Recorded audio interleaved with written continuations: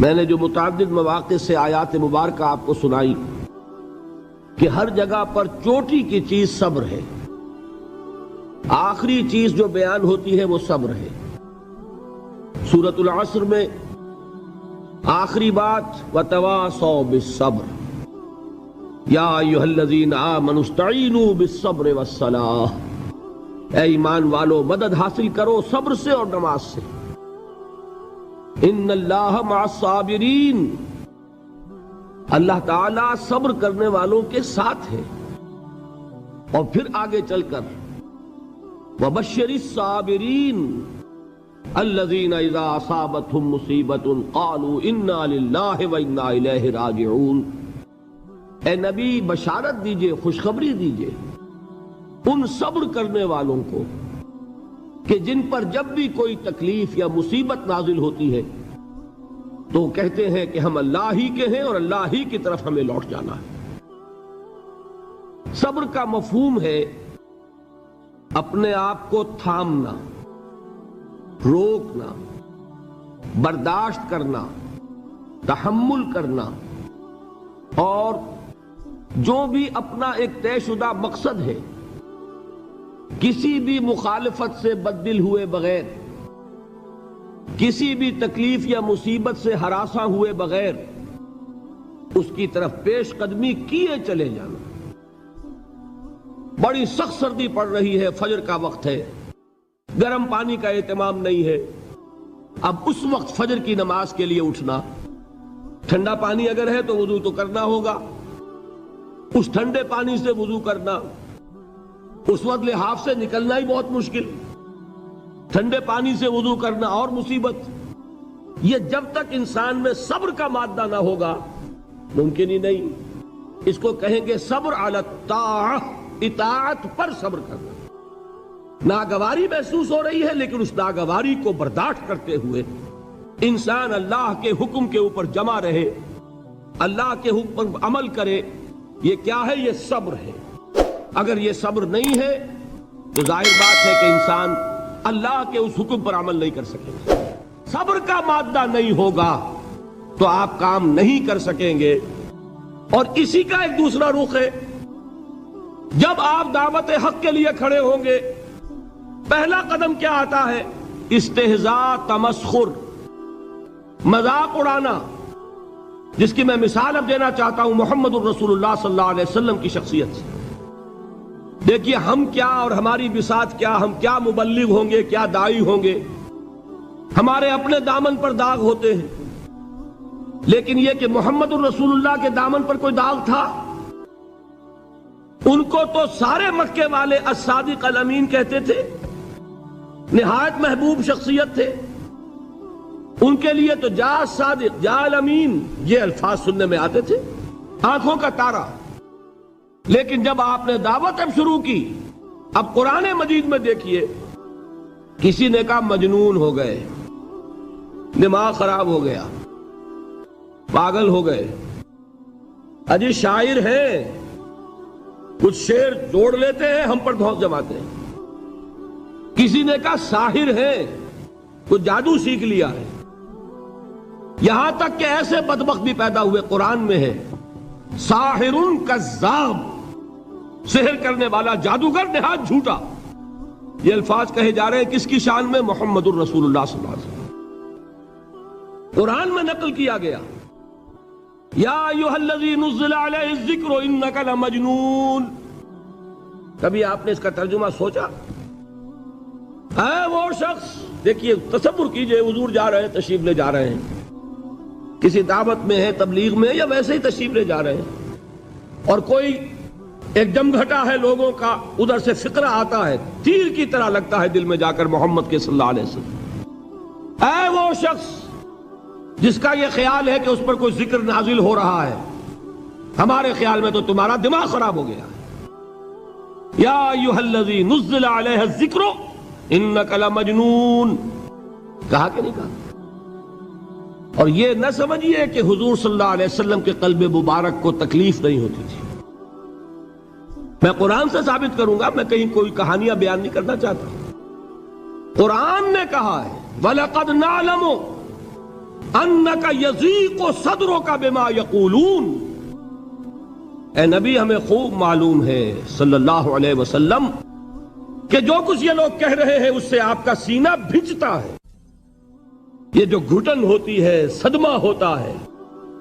انک یضیق صدرک بما یقولون، ہمیں خوب معلوم ہے کہ جو کچھ یہ باتیں آپ کو سننی پڑ رہی ہیں، یہ کڑوی کسیلی باتیں، یہ جو فقرے چست ہو رہے ہیں، استہزاء ہو رہا ہے، تمسخر ہو رہا ہے۔ سورہ حجر میں ہے، ایک جگہ کھڑے ہوئے لوگ قرآن کا مذاق اڑا رہے ہیں، بھائی فلاں آیت تم لے جانا، فلاں آیت میری ہوگی، اس کے ٹکڑے کر رہے ہیں، اس کے ٹکڑے حصے بکھرے کر کے قیمہ بنا کر ان آیات کا تمسخر اڑا رہے ہیں۔ ایک جگہ قرآن مجید میں مذکور ہے کہ فرشتوں کا مذاق اڑ رہا ہے، بھائی یہ دیکھو محمد نے کہا ہے صلی اللہ علیہ وسلم کہ جہنم پر تو کل 19 فرشتے ہیں، علیہا 19 قرآن میں آیت نازل ہوئی۔ ایک پہلوان کہتا بھائی 10 کو تو میں سنبھال لوں گا، باقی 9 کا تم انتظار کر لو۔ یہ باتیں آ رہی ہیں حضور کے کانوں میں، کلام الہی کے ساتھ کیا سلوک ہو رہا ہے، مجھ پر کیا فقرے چست کیے جا رہے ہیں، مجھ پر جس طریقے سے استہزاء اور تمسخر کا رویہ اختیار کیا گیا ہے، دل بھج رہا ہے، دل میں صدمہ ہے۔ دیکھیے سورہ نون ہے، اور میرے نزدیک یہ دوسری وحی ہے جو حضور پر نازل ہوئی ہے، اس کی ابتدائی آیات، نون والقلم وما یسطرون ما انت بنعمت ربک بمجنون وان لک لاجرا غیر ممنون وانک لعلی خلق عظیم فستبصر ویبصرون بأیکم المفتون ان ربک هو یعلم بمن ضل عن سبیلہ وهو اعلم بالمہتدین۔ نون، قسم ہے قلم کی اور جو کچھ یہ لکھتے ہیں۔ اے نبی آپ اپنے رب کی نعمت سے مجنون نہیں ہیں۔ یہ کیوں کہا جا رہا ہے؟ حضور کو جو صدمہ پہنچا ہے وہی نازل ہوئی ہے دل جوئی کے لیے، تسلی کے لیے۔ آپ کیوں برا منا رہے ہیں؟ اے نبی آپ کیوں صدمہ اور رنج اور اندوہ محسوس کر رہے ہیں؟ ان بدبختوں کے کہنے سے کوئی آپ مجنون ہو جائیں گے؟ ما انت بنعمت ربک بمجنون وَإِنَّ لَكَ لَأَجْرًا غَيْرَ مَمْنُونَ، آپ کو جو یہ صبر کرنا پڑ رہا ہے، آپ کو جو یہ جھیلنا پڑ رہا ہے، اس کی وجہ سے آپ کو وہ اجر ملے گا جس کا سلسلہ کبھی منقطع نہیں ہوگا۔ وَإِنَّكَ لَعَلَىٰ خُلُقٍ عَظِيمٍ، اور اے نبی آپ تو خلق عظیم کے حامل ہیں۔ آپ کا اخلاق، آپ کا کردار، آپ کی سیرت، آپ کی شخصیت میں طہارت، نفاست، پاکیزگی، آج تک دنیا نے کوئی پاگل، کوئی مجنون ایسا بھی دیکھا؟ یہ ساری باتیں اللہ تعالیٰ حضور کی دلجوئی کے لیے فرما رہے ہیں۔ اس سے آپ اندازہ کیجئے کہ کتنا صدمہ ہوتا ہوگا۔ یہی ہے، اس ساری چیز کو جمع کیجئے تو یہ چیز کیا ہے؟ وَاصْبِرْ عَلَىٰ مَا يَقُولُونَ وَاهْجُرْهُمْ هَجْرًا جَمِيلًا، صبر کرو اے نبی، صبر کرو اے محمد صلی اللہ علیہ وسلم، جھیلو اور برداشت کرو اس پر جو یہ کہہ رہے ہیں۔ یریدون لیطفئوا نور اللہ بافواہہم، یہ چاہتے ہیں کہ اللہ کے نور کو اپنے منہ سے بجھا دیں، پھونکے مار کے ہی بس۔ نور خدا ہے کفر کی حرکت پہ خندہ زن، پھونکوں سے یہ چراغ بجھایا نہ جائے گا۔ یریدون لیطفئوا نور اللہ بافواہہم واللہ متم نورہ ولو کرہ الکافرون، یہ چاہتے ہیں کہ اپنے منہ کی پھونکوں سے اللہ کے نور کو بجھا دیں، حالانکہ اللہ تعالیٰ تو اپنے نور کا اتمام فرما کر رہے گا، خواہ ان کافروں کو کتنا ہی ناگوار ہو۔ اس کی ترجمانی ہے نور خدا ہے کفر کی حرکت پہ خندہ زن، پھونکوں سے یہ چراغ بجھایا نہ جائے گا۔ یہی وجہ ہے، دیکھیے مکی صورتوں میں خود نبی اکرم صلی اللہ علیہ وسلم کو اتنے مختلف پیرایوں میں صبر کا حکم دیا گیا۔ کچھ مثالیں میں دے چکا ہوں، وَلِرَبِّكَ فَاصْبِرْ، اسی طریقے سے وَاصْبِرْ كَمَا صَبَرَ أُولُو الْعَزْمِ مِنَ الرُّسُلِ، اے نبی صبر کیجئے جیسے کہ صبر کیا ہمارے اولو العزم رسولوں نے۔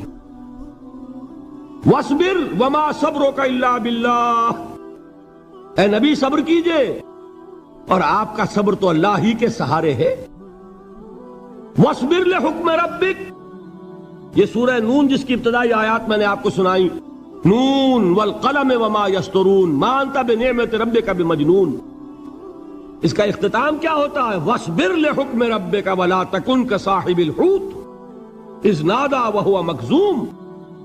اے نبی صبر کیجئے اپنے رب کے فیصلے کا، انتظار کیجئے اور اس مچھلی والے کے مانند نہ ہو جائیے.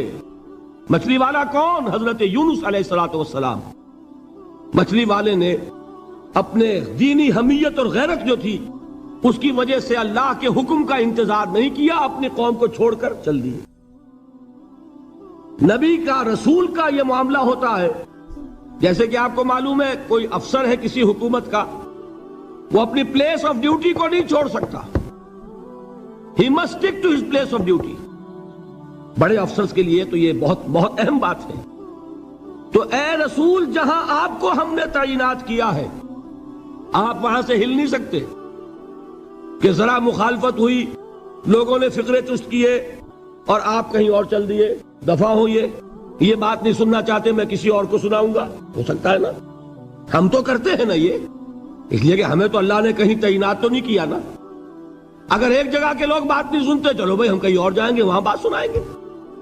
لیکن رسول کا معاملہ ہوتا ہے جو اس کی پلیس آف اپوائنٹمنٹ ہے، he cannot leave his place without the express permission of Allah subhanahu wa ta'ala. آپ نے یہ سنا ہوگا، سیرت کی تقاریر میں پڑھا ہوگا کہ مدینے کی طرف ہجرت کی اجازت حضور نے تمام صحابہ کو دے دی. خود منتظر رہے جب تک کہ اللہ کی طرف سے اجازت نہیں آ گئی. حضرت ابوبکر پوچھتے رہتے تھے حضور اجازت آ گئی کہ نہیں؟ نہیں ابھی نہیں آئی. حضور اذن آ گیا؟ نہیں آیا. ابھی نہیں آیا. حبشہ کی طرف سب کو بھیج دیا، اجازت دے دی جو جانا چاہے چلا جائے. حضور کی صاحبزادی جو حضرت عثمان کے نکاح میں تھی وہ بھی ہجرت کر رہی ہے، لیکن حضور تو نہیں گئے. رسول نہیں چھوڑ سکتا اپنی جگہ کو. یہاں تک کہ تمام تقریباً صحابہ چلے گئے، حضور رہ گئے، حضرت ابوبکر رہ گئے، حضرت علی رہ گئے. اور حضرت ابوبکر پوچھ رہے ہیں بار بار اجازت آئی یا نہیں؟ نہیں ابھی نہیں آئی. حضرت عائشہ نے واقعہ بیان کیا کہ ایک روز اچانک دوپہر کے وقت ہم نے دیکھا کہ حضور نے اپنے پورے جسم کو ڈھانپا ہوا ہے، چہرے کو بھی کپڑے میں ڈھانکا ہوا ہے اور تشریف لا رہے ہیں. یہ اس میں تعجب کی بات یہ کہ عرب میں آج بھی آپ کو معلوم ہے کہ یہ چیز جو ہے ان کی روایات کے خلاف ہے کہ دوپہر کے وقت کوئی کسی سے ملنے جائے. یہ وقت جو ہے قیلولے کا ہے، آرام کا ہے. تو این ٹھیک دوپہر کے وقت تشریف لائے حضور. آپ نے آ کے حضرت ابوبکر سے فرمایا کہ اجازت آ گئی ہے. حضرت ابوبکر نے بہت خوش ہو کر ایک بات کہی، حضور میں نے 2 اونٹنیاں تیار کی ہوئی ہیں. یعنی اب آپ وہ تو سوچتے تھے نا شاباش ملے گی کہ میں نے تیاری کی ہوئی ہے. میں نے 2 اونٹنیوں کو خوب کھلا پلا کے فربا کیا ہوا ہے، بڑی توانا ہے تاکہ ہم تیزی کے ساتھ سفر کر سکیں. حضور نے توقف کیا، فرمایا ہاں ٹھیک ہے، 1 اونٹنی میں استعمال کروں گا لیکن میں اس کی قیمت ادا کروں گا. حضرت ابوبکر کی آنکھوں میں آنسو آ گئے. روتے ہوئے کہا حضور مجھ سے یہ مغایرت، کیا یہ جان اور مال کسی اور کے لیے ہے؟ آپ مجھ سے بھی کہہ رہے ہیں میری اونٹنی جو ہے وہ بھی بلا معاوضہ آپ قبول نہیں فرما رہے. یہ ہے محمد الرسول اللہ کی غیرت اور حمیت کا معاملہ. اب دیکھیے ایک بات عجیب ہے، یہ ربط اپنے ذہن میں رکھیے. اللہ تو صبر کی تلقین کر رہا ہے اپنے رسول کو، اور رسول یہی تلقین کر رہے ہیں اپنے صحابہ کو. صبر کرو، جھیلو، برداشت کرو، ہاتھ مت اٹھانا، کوئی جوابی کارروائی نہیں ہوگی، بلکہ اپنے اوپر جھیلو جو کچھ جھیلنا ہے، ڈٹے رہو، پیچھے مت ہٹنا، یہ صبر ہے. لیکن ہاتھ اٹھانے کی اجازت نہیں. چنانچہ اب ذرا چشم تصور سے دیکھیے، ابو جہل اس نے جو بدترین روش اختیار کی وہ ایک خاندان تھا حضرت یاسر، ان کی اہلیہ حضرت سمیہ اور ان کے فرزند حضرت عمار رضی اللہ تعالی عنہم. یہ غلام نہیں تھے. حضرت سمیہ تو کنیز تھیں لیکن یاسر غلام نہیں تھے. ان کی کہانی یہ ہے، واقعہ یہ ہے کہ یہ بہت نیک آدمی تھے. یاسر یمن کے باشندے، انہیں کو خواب میں بشارت ہوئی کہ نبی کا ظہور ہونے والا ہے مکے میں، جاؤ شاید ان کے قدموں تک پہنچ جاؤ۔ یہ یمن سے ترک وطن کر کے مکے آ گئے۔ ابو جہل کا ایک چچا تھا، بہت شریف النفس انسان، اس کے ساتھ معاہدہ کیا حلیف بن کر، اور وہ مکے میں رہنے لگے۔ اس لیے کہ یہ نوٹ کر لیجئے، مکہ اس وقت ایک قبیلے کا شہر تھا، صرف قریش۔ یا قرشی رہ سکتا تھا وہاں، یا قرشی کا حلیف، کہ اگر تو کسی قرشی نے آپ کو امان دی ہوئی ہے تو آپ رہ سکتے ہیں مکے میں، ورنہ نہیں۔ یا تیسرے قرشی کا غلام، غلام تو ملکیت ہی ہے اس کی، جیسے بھیڑ بکری ہے کسی قرشی کی، اسی طرح اس کے غلام ہے۔ یہ تین کیٹیگریز تھی انسانوں کی مکے میں۔ اسی کو نوٹ کیجئے کہ جو بیچارے غلام تھے وہ سب سے زیادہ ستائے گئے، اس لیے کہ غلاموں کے تو حقوق ہی کوئی نہیں تھے۔ بلال غلام تھے، ابو فقی غلام تھے، زنیرہ ایک کنیز تھی، ان کو جو ماریں پڑی ہیں اس کا آپ کو معلوم ہے۔ حضرت بلال کے ساتھ جو کچھ امیہ ابن خلف نے کیا، کہ جس طریقے سے کہ حیوانوں کی لاشیں جو ہے کھینچ کر گھسیٹ کر لے جائی جاتی ہیں، ان کی گردن میں رسی ڈال کر گھسیٹتے، اسی طریقے سے حضرت بلال کے گردن میں رسی ڈال کر ٹھیک دوپہر کے وقت مکے کی سنگلاخ گلیوں کے اندر گھسیٹا جاتا تھا۔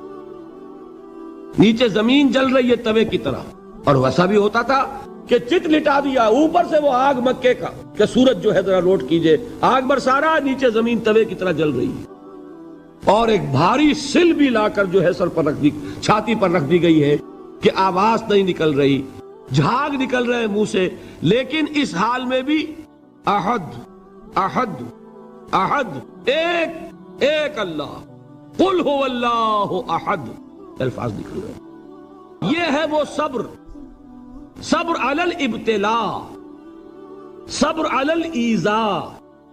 یہ ابتلاء اور ایذاء پر صبر ہے، جھیلو برداشت کرو، اس توحید پر قائم رہو، محمد کی رسالت کے اقرار کرتے رہو صلی اللہ علیہ وسلم، لیکن ہاتھ نہیں اٹھانا۔ اب میں آپ کو بتا رہا تھا یہ تو غلام تھے، یہ جو تھے یاسر، یہ حلیف تھے، غلام تو نہیں تھے نا۔ البتہ وہ ابو جہل کے چچا کی کنیز تھی یہ سمیہ، انہوں نے اجازت لے کر ان سے نکاح کر لیا، یہ تو کنیز رہیں گی۔ بیٹا جو ہوا وہ بھی ایک طرح سے، جب کنیز زیادہ ہے تو غلام ہو گیا، عمار ابن یاسر۔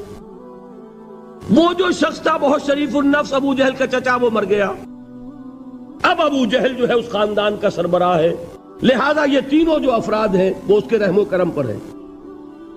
یاسر کو بھی پروٹیکشن اگر ہے تو ابو جہل کی ہے، ابو جہل جو چاہے کرے، اور سمیہ تو کنیز ہے ہی، اس کا تو کوئی حق ہے ہی نہیں، جو چاہے کرے، اور عمار ان دونوں کا بیٹا ہے، لہذا بدترین معاملہ کیا ابو جہل نے ان تین افراد کے ساتھ۔ حضرت سمیہ کے ساتھ جو کچھ کیا گیا ہے آپ اس کا تصور نہیں کر سکتے۔ بالآخر جو شہید کیا ہے حضرت سمیہ کو، ایذائیں دے دے کے، سسکا سسکا کے، ان کے جسم کے نازک حصوں کو جلا کے، داغ دے کر، کہتا کیا تھا، ایک دفعہ کہہ دو کہ میرا جو یہ بت ہے یہ بھی الہ ہے، مان لو میں چھوڑ دوں گا۔ تنگ آ گیا، کسی طریقے سے ایک دفعہ کہہ دو پھر میں چھوڑ دوں گا۔ لیکن یہ میاں بیوی حضرت یاسر اور حضرت سمیہ رضی اللہ تعالی عنہما، یہ ہے ثبات، یہ ہے صبر، یہ ہے استقلال، ایک مرتبہ بھی کہنے کے لیے تیار نہیں ہوئے، جو چاہو کر لو، اب ہم تو اس سے پیچھے نہیں ہٹیں گے۔ تنگ آ کر اس نے حضرت سمیہ کی تو شرمگاہ میں برچھا مارا ہے اور شہید کیا۔ حضرت یاسر کے بارے میں ایک روایت یہ ہے، ستا ستا کے، تنگ کر کر کے، آخر کار جو ختم کیا، انہیں شہید کیا کس طرح، 4 سانڈ اونٹ جوان، ان سے رسے باندھے، ایک رسے سے ایک بازو باندھا، دوسرے سے دوسرا بازو باندھا، تیسرے سے ایک ٹانگ باندھی، چوتھے سے دوسری ٹانگ باندھی، اور چاروں کو دوڑایا ہے کہ جسم کے پرخچے ہو گئے۔ اس وقت سامنے سے حضور گزرتے تھے جبکہ آل یاسر کے ساتھ یہ معاملہ ہو رہا ہے، کیا فرماتے تھے، اسبروا یا آل یاسر فإن موعدکم الجنہ، اے یاسر کے گھر والوں صبر کرو، جھیلو، اس لیے کہ تمہارے وعدے کی جگہ جنت ہے. اللہ تعالیٰ ادھر آنکھ بند ہوگی ادھر جنت میں تمہارا داخلہ ہو جائے گا.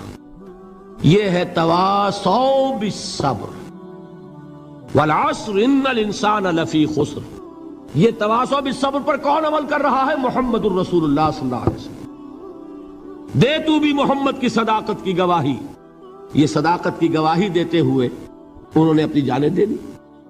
4 سے لے کر 12 تک 8 برس اس کو کہتے ہیں پرسیکیوشن، فزیکل پرسیکیوشن، تشدد، مار پیٹ، جلانا، دہکتے ہوئے انگاروں پر لٹانا، فاقے رکھنا، بھوکے رکھنا.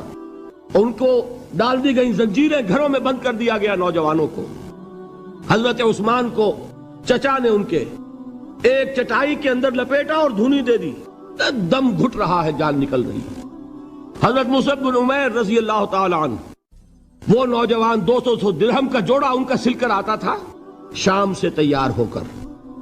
لباس معطر ہوتا تھا، جدھر سے نکل گیا پوری گلی جو ہے وہ معطر ہو گئی. انگلیاں اٹھ رہی ہیں، وہ جا رہا ہے مصعب، یہ خوشبو اس کی ہے.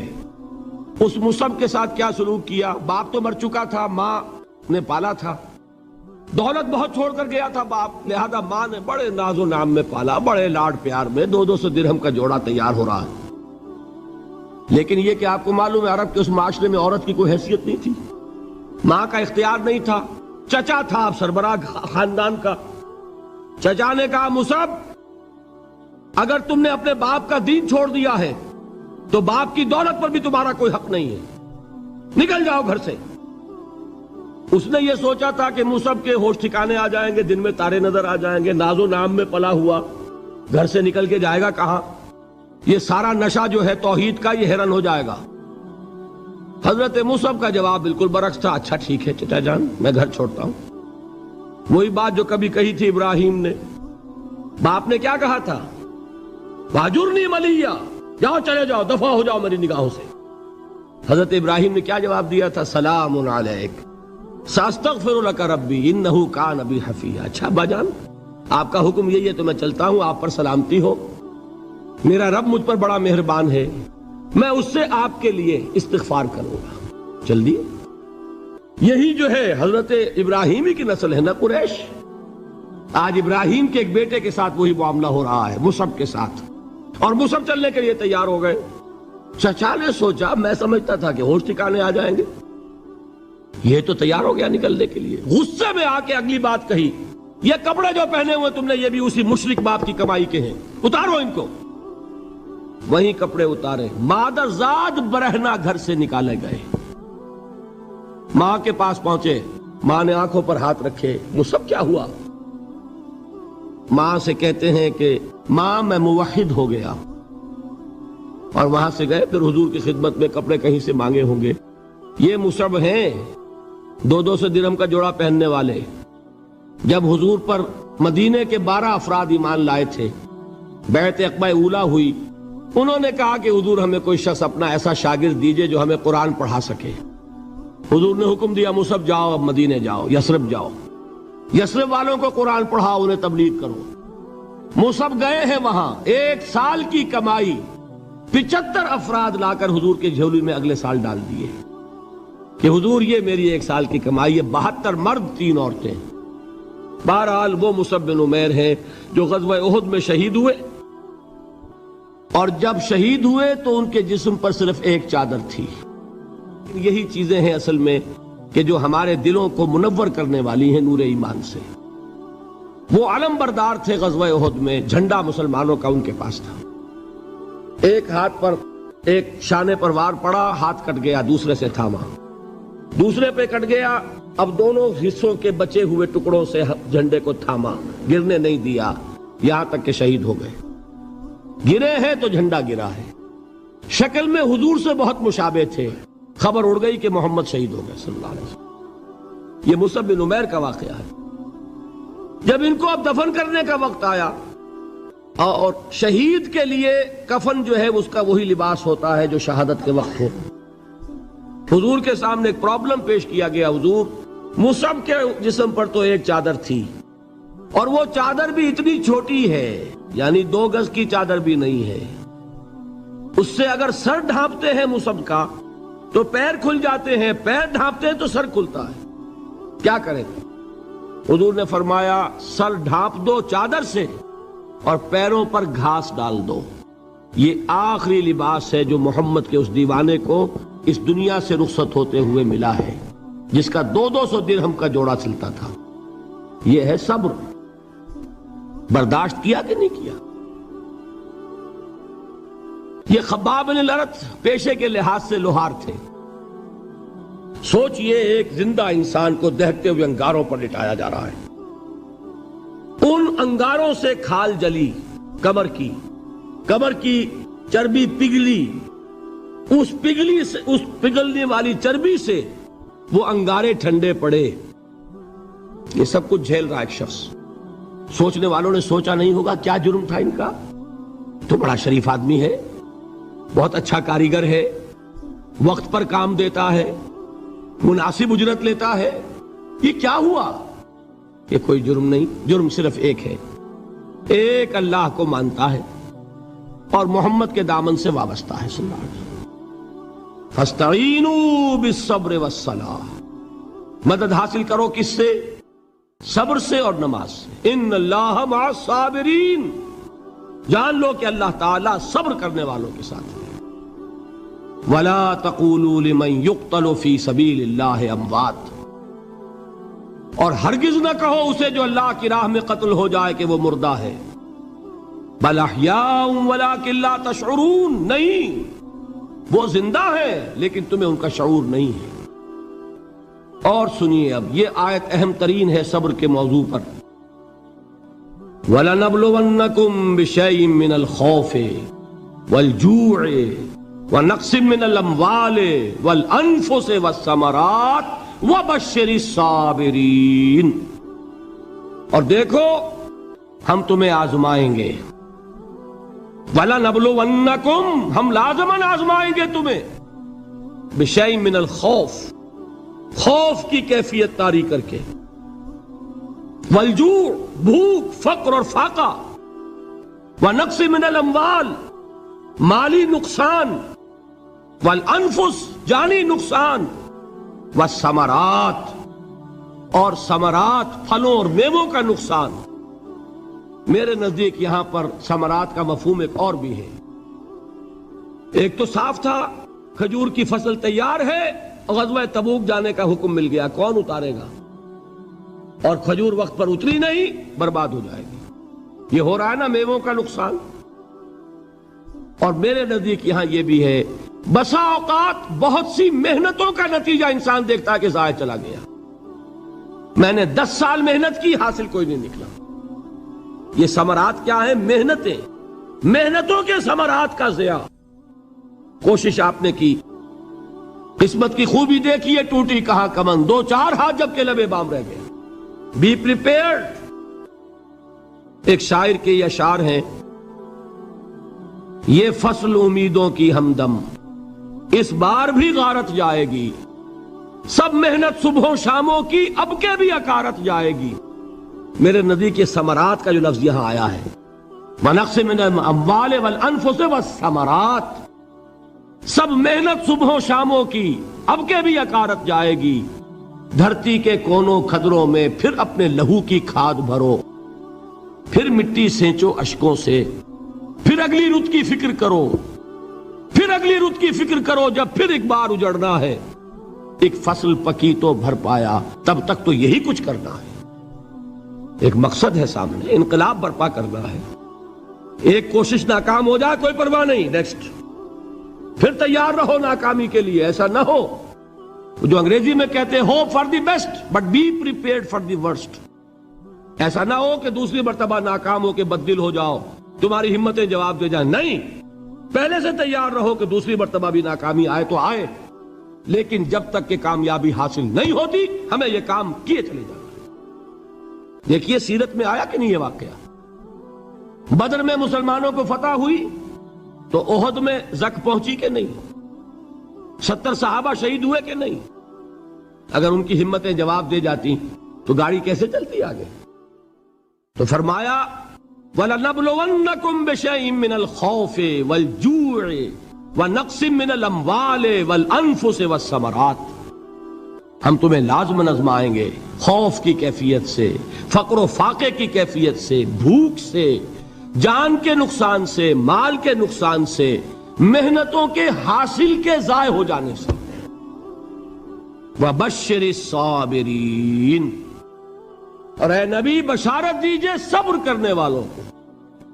الذین اذا اصابتہم مصیبت، وہ کہ جب ان پر کوئی تکلیف آئے، کوئی مصیبت آئے، کوئی آزمائش آئے، قالوا انا للہ و انا الیہ راجعون، وہ یہ کہیں کہ ہم اللہ ہی کے ہیں، اللہ ہی کی طرف لوٹ جانا ہے۔ یہ وہی انداز ہے جو میں نے فارسی کا شعر سنایا تھا آپ کو کہ سرے تسلیم خم ہے جو مزاج یار میں آئے۔ وہ ہمارا مولا ہے، ہمارا آقا ہے، اگر اسے یہی منظور ہے تو ہمیں بھی یہی منظور ہے۔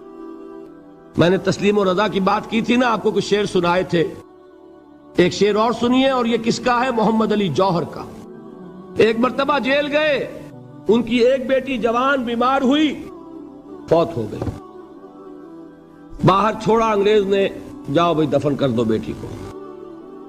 دوسری مرتبہ جیل گئے، دوسری جوان بیٹی اسی مرض میں مبتلا ہوئی۔ اب یہ جیل میں ہے، خبر پہنچی کہ دوسری بیٹی کے اوپر بھی اسی مرض کا حملہ ہوا ہے۔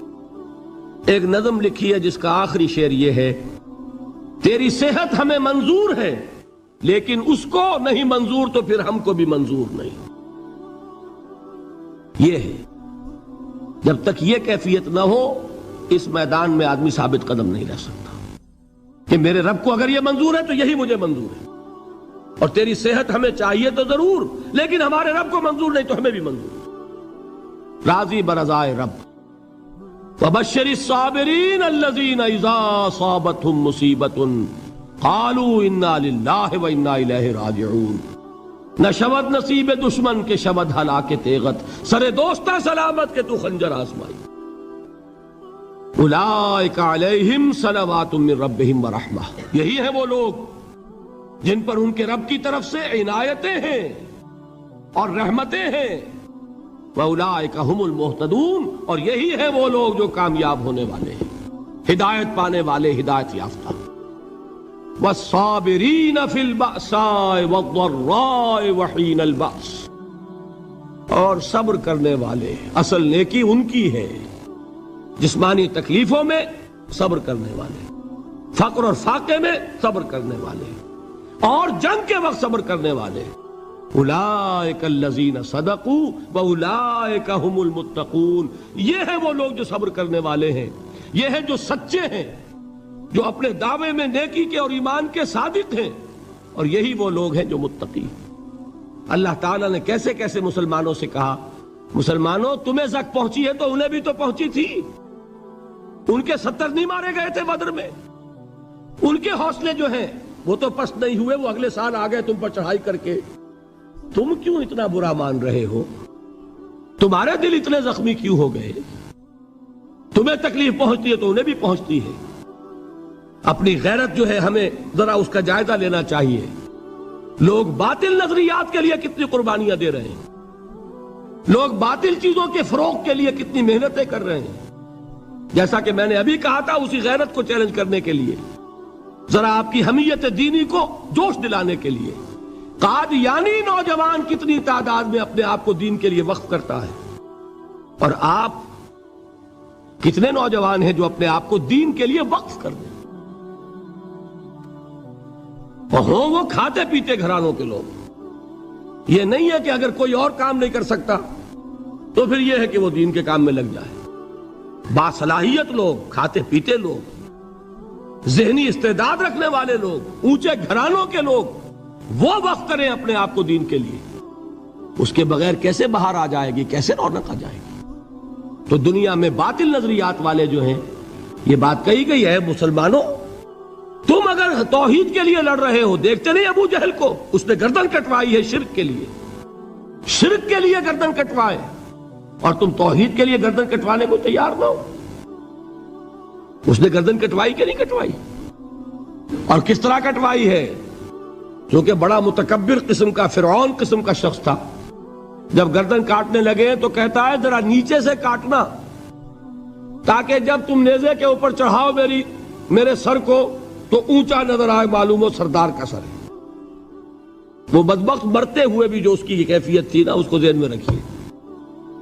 تو یہ اس لوگوں نے قربانیاں دی، جانیں دی، تو فرمایا اگر تم ان سے زیادہ قربانی نہیں دو گے، یہ نوٹ کر لیجئے اس کو، مجرد اگر حق کو غالب کرنا اللہ کے ذمے ہو تو آنے واحد میں غالب کر دے گا، تمہیں تکلیف ہی دینے کی ضرورت نہیں۔ سمجھ رہے؟ کیا اللہ کے مقابلے میں کوئی باطل کی طاقت ٹھہر سکتی ہے؟ یہ تمہارے ایمان کا امتحان ہے، یہ تمہارے خلوص کی آزمائش ہے، یہ تمہارے امتحان کا ثبوت درکار ہے کہ اللہ تعالیٰ دیکھنا چاہتا ہے تم اس کے لیے اپنی جانیں قربان کرنے کو تیار ہو کہ نہیں، تم اس کے لیے تن من دھن لگانے کو تیار ہو کہ نہیں۔ اور یہ جان لو کہ اگر کفار اور مشرکین اور ملحدین اور باطل نظریات والے وہ جو کچھ قربانیاں اپنے باطل نظریات کے لیے دے رہے ہیں، ان سے زیادہ اگر تم نہیں دو گے تو حق غالب نہیں ہوگا۔ انہوں نے جو صبر کیا ہے اپنے باطل نظریات پر، اگر تم اس سے زیادہ صبر کا ثبوت نہیں دو گے اپنے اس حق پر تو حق غالب نہیں ہوگا۔ اس لیے فرمایا یا ایھا الذین آمنوا اصبروا وصابروا، نہ صرف یہ کہ صبر کرو بلکہ صبر میں اپنے دشمنوں سے آگے نکلو، ان کے صبر سے بڑھ کر صبر کرو۔ ورابطوا، مرابطہ کہتے ہیں چوکس رہنا، ہوشیار، پہرا دو، ایسا نہ ہو کہ دشمن جو ہے غفلت میں تمہارے اوپر کوئی حملہ جو ہے کر بیٹھے۔ واتقوا اللہ، اور اللہ کا تقوی اختیار کرو، لعلکم تفلحون، تاکہ تم فلاح پاؤ۔ یہ ہے حضرات تواصوا بالصبر۔ میں نے عرض کیا تھا ہر جگہ پر آپ کو چوٹی کی بات صبر ملے گا۔ آیت الکرسی، آیت البر جو میں نے آپ کو سنائی آخر میں، والصابرین فی الباساء والضراء وحین الباس، حامیم السجدہ، وما یلقاها الا الذین صبروا وما یلقاها الا ذو حظ عظیم۔